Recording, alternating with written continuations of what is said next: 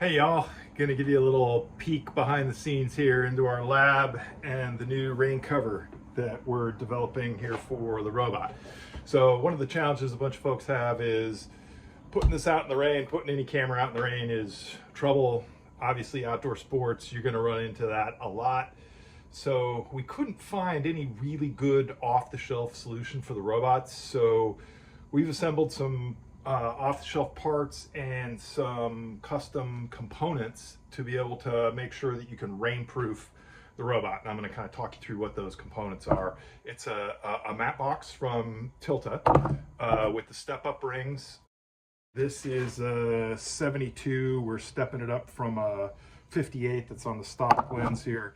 This custom printed cover that we have, and then our rain cover here. So kind of the way that you put this together is you just take off the regular lens hood.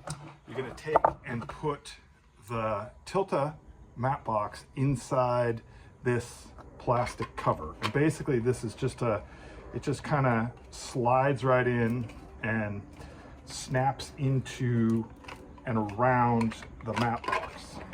And the reason that we had to create this component is the mat box itself doesn't give quite enough shielding of the lens from the rain.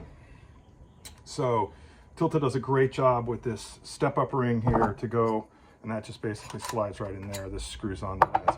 But the other thing we've done here to modify this is we took off the top piece that it comes with for a bunch of mounting holes, and there's an eyebrow and stuff that goes on it as well. We just pulled all of that off because it's much better for weight to have as little weight out on the end of the lens as possible. So basically take that off, screw this on. This is just a simple 58 millimeter to 72 millimeter step-up ring.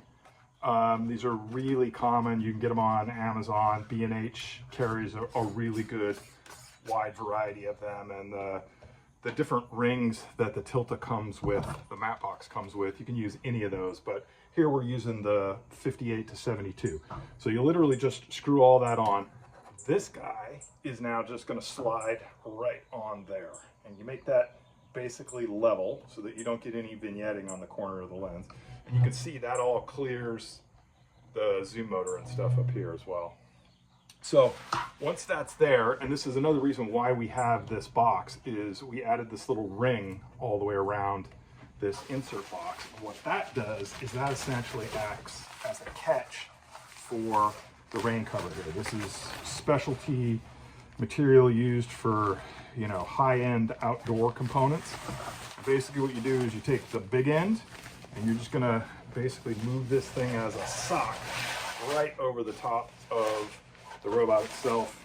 It's long enough so that you can bring it down and cover all the components at the bottom. So if you're mounting this on a stand or that's up in the air outside, you can pull it all the way down and it'll cover all of the connectors.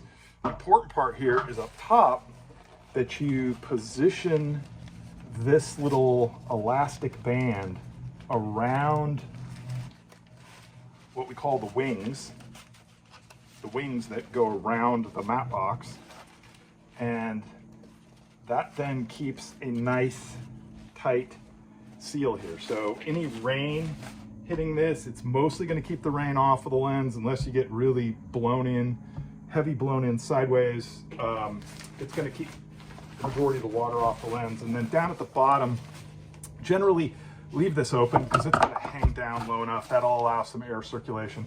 But this is super lightweight, breathable fabric, and light enough so that it does not constrict the robot's movement. So I'm going to go over here and move the robot around a little bit. You can see this bottom would just rotate around with the robot as it spins around whatever pole it's on.